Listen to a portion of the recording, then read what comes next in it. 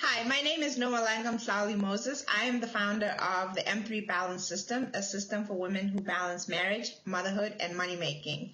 Today I'm here with my good friend Shaquita Graham. She's also a wife and mom and the founder of Loving the Black Man and a tech co. How are you doing today, Shaquita? I'm doing really well, Noma. I'm doing really well. Good to hear. So we were just having an interesting conversation, which we thought we'd broaden our audience on. And, the title of this segment for Your Black Women, where Black women keep it real, is called Can Women Believe in God and Reject Submission? And as we are both familiar with submission, we also know that it can be a struggle and it can be a really tough topic to talk about or bring about. So we thought it'd be interesting to kind of talk about it and see what happens. So tell me first, what is your understanding about what submission is? Well, submission just means to me simply striving to be agreeable versus disagreeable. And it has a lot to do with respect, which is contrary to what a lot of people have learned or a lot of people have taught, because when I first heard about submission, I kind of felt like it meant that I should be controlled or that someone was trying to tell me that I should be dominated in some way. Okay. So you're saying that submission is often misunderstood. I think so. What would you define it as? Well, I grew up in a Christian household, and I understood submission to mean that your husband is in charge, and he's in charge of you.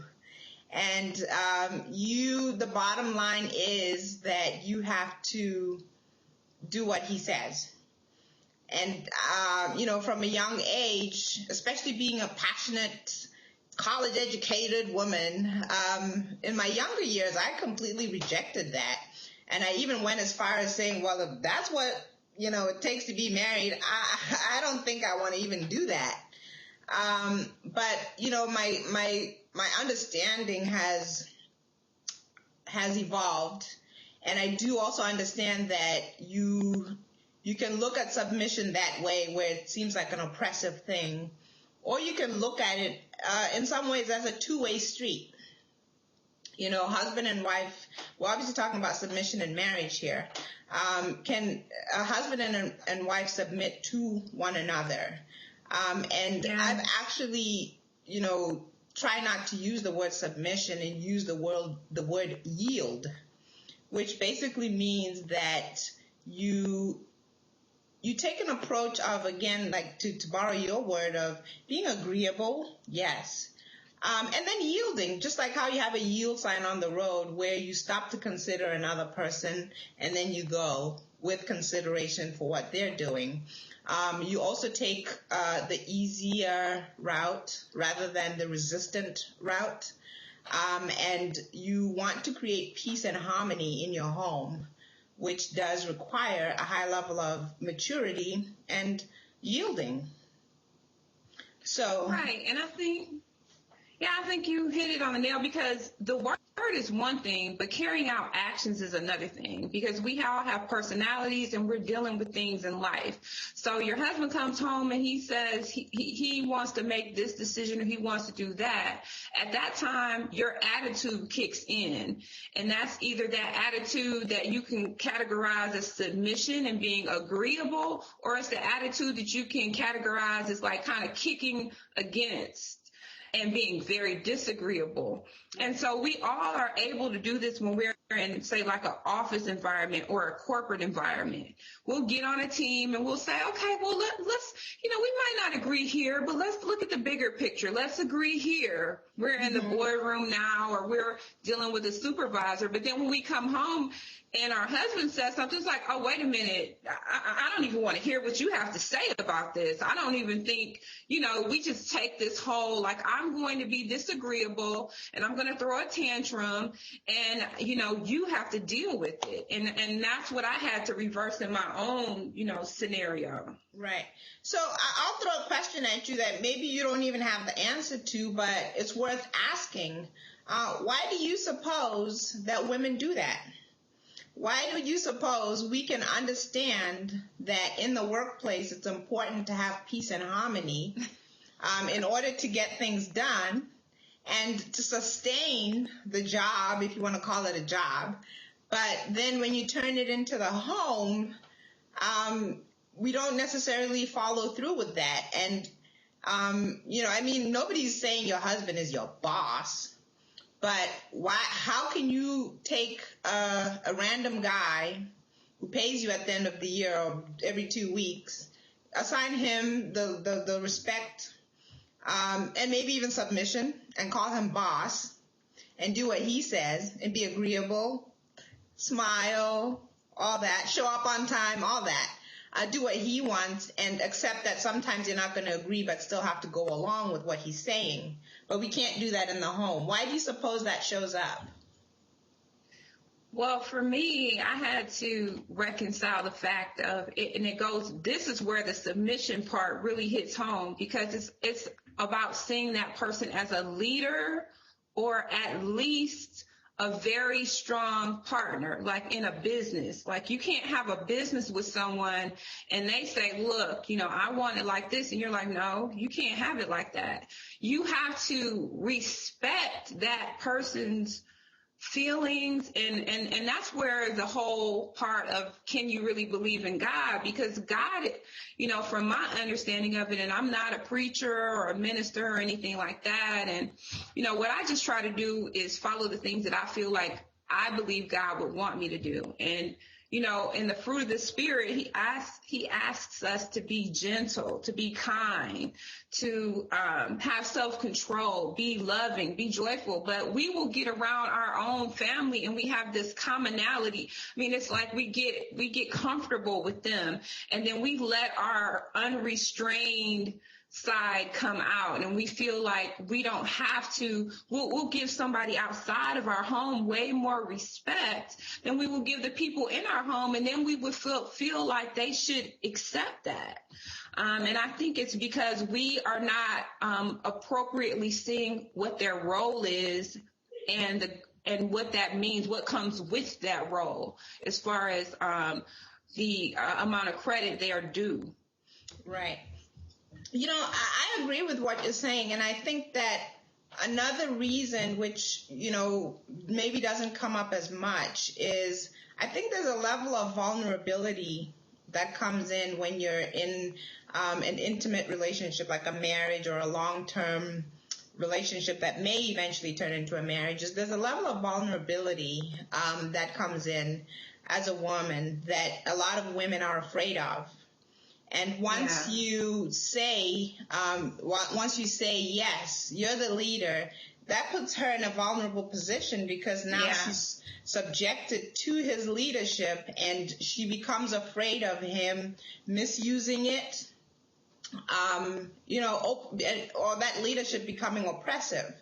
In the workplace, if your boss oppresses you, there's laws. If he's oppressing you because he's male and you're female, you can call him a sexist, or say he sexually harassed you and report it, and and maybe even cash in or sue him, or there's a way that you can resolve that, or at least people feel that way. And also you can just change jobs if it becomes too much. But and I do know that we're living in a time where people feel the same way about other human beings, that they're disposable. But to stay on point, I think in a marriage situation, you don't necessarily have the department of whatever where you can go and report whatever. So it may feel like putting yourself in a vulnerable position is dangerous or unsafe, or you don't know what could happen. So that's a reason that I think is actually valid. But at the same time, I think that everything in life is a risk. And even when you take it away from the marriage situation and you put it in a business situation, I walked away from my job over 3 years ago. That was a huge risk. I was terrified, but I had some faith, I had some hope, and some level of confidence in my ability to create something that would eventually turn out well. And I also built the skills and the knowledge, and I acquired mentors, support, encouragement. And I actually feel like you can apply that principle to the home in the sense that, okay, it's a big leap to marry somebody and tie your life to them forever. And you honestly cannot do it alone, and just do it on autopilot. It requires a lot of work. And personally, for me, I believe in exactly those same structures as in my business. It requires a high level of self-discipline, maturity, building skills, then communication skills, understanding that sometimes I do have to yield and go along with what I don't want. And sometimes it goes the other way, that I do get what I want. I have to learn how to negotiate. I have to learn how to articulate myself, communicate. But again, the same way with an organization, you do have to have some understanding that there's going to come a time where a final decision is made and it considers what you want or what you desire. And you do have to have times where even if you don't 100% agree with the decision, you have the level of commitment, the level of maturity, and the spirit of yielding that it'll work out in the long run. And you should be able to trust that your partner is not going to turn into an oppressive tyrant. And if they do, that needs to be addressed too. What do you think? Yeah, I mean, that's going to go back to, a lot of times, as a young woman, before I really have been married for 13 years, I used to want to know, well, what should I be looking for in a man? I mean, this certain height, this certain build, and, somebody told me the thing that you should be looking for in a man is character. And that means somebody who will do right even when they could do wrong. Right. And so when you choose someone based on that, that also allows you to have a sense of comfort in trusting them. And another thing is, and this is one of the reasons why I started lovingtheblackman.com. In our community, our images have been distorted to the point to where we believe things about one another. We subscribe an image of who this person is, who the black man is, or who the black woman is, without really knowing them. We've filtered everything that they've done out, and we have looked at them this certain way. And, what we have to do, and I had to find myself doing, is looking at, okay, this man loves me. He's working hard for me. I'm looking at his actions and I'm saying, don't I owe him? Shouldn't I be trying to make it pleasant for him to be with me and to be here with me? Shouldn't my attitude make him feel good? And then the other thing is, the bottom line, we're on a team. It's like being on The Amazing Race. I don't know if anybody's ever seen this. Couples get dropped in the middle of nowhere, and it's like it's just me and you. And the best way for us to get through this is to cooperate with one another, not point fingers at one another, not start fighting. Like in some movies, you'll see the burglars, they're trying to rob something, and then they start fighting and get caught. It's like, no, we need to work together. So, that's my take. I agree with you. And I think one of the reasons why I thought this topic was interesting was, I do a lot of posts on social media and a lot of talking, and I do find that you'll find that a lot of people identify themselves maybe as a Christian or a woman who's, a woman of God and so forth, and are willing to follow those principles. And it seems like it's in theory. But when it comes time to apply them, then we kind of, they don't do so well. And when you mention submission, it really gets ugly. And why would I do that? I don't see why would I do that? A woman is just as smart and she's just as this and she can lead too and this and that. And I absolutely believe that, we do have a lot of abilities. And actually that is part of our power and our influence, is that we can have the maturity, the commitment, to understand that, I could enforce what I want. I could do this. I could do that. But I'm looking at the bigger picture here, and that's the preserving of peace, harmony, and family. I'm building a legacy. I want to be a role model for my daughter to understand, how to get along with another person, especially a person who she will commit to for the rest of her life.